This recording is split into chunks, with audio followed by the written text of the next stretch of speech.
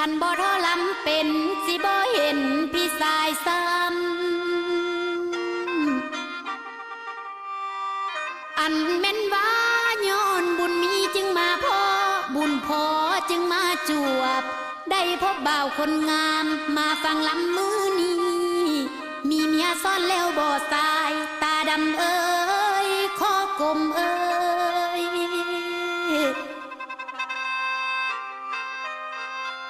โอ้น้องนี่ฮักคู่อ้ายหมายห่วมสีว่าคันบ่มีพัญญาห่วมสองสิจองไว้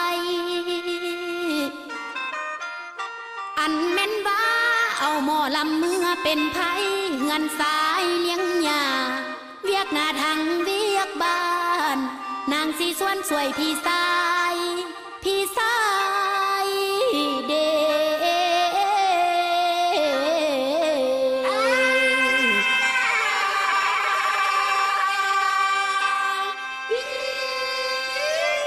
ทำข่าวหัวใจไอ้บ่าวฟังลำวันนี้น้องขอฝากไมตรีถ้ายินดีส่งหอยยิ้มมาเสียไกลๆอยากได้น้องไปเป็นไพ่เลี้ยงยารางวัลเงินทิพย์ให้มาจะทนไว้ถ้าอ้ายมาขอแต่งอ้ายอย่าเมินเสยถ้าอยากเป็นเคยแม่น้องเสนอตัวมาจองค่าดองน้องบ่เอาแพงขอเพียงฮักเดียวแต่น้องใจอ้ายอย่าแบ่งนั่งเสียหมอลำจนแจ้งจึงแสดงว่าหากันจริง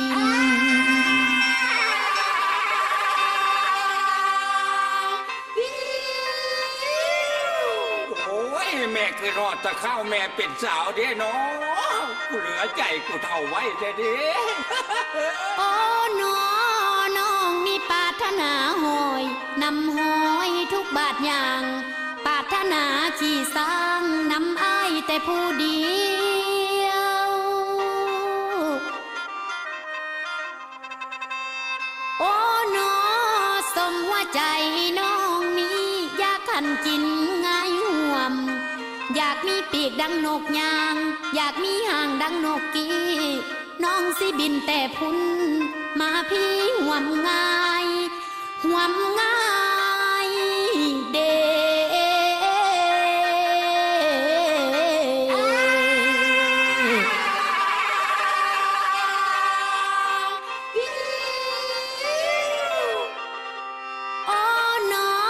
คันแม่นบุญบ่ขาดได้ขอดตอกเขาก็พร้อมกันหมาย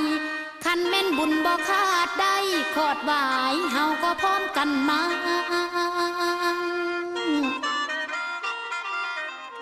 อันแม่นว่า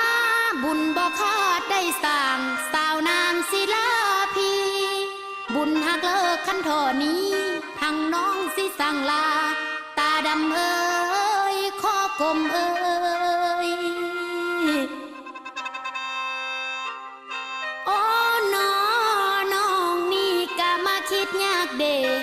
งัวเทียมเอกมาคิดง้อบาทสิเวียน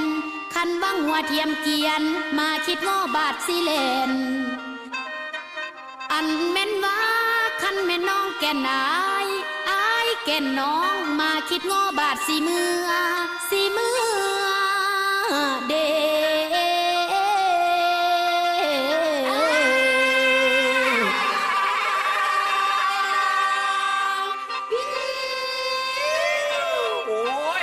เมืองเจริญจังจีคือทอดแฟนเก่าเด้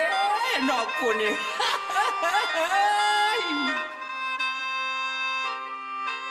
เจ้าผู้แก้มอ่องตองน้องอยากจองคอนอนอ่อนซ้อนเด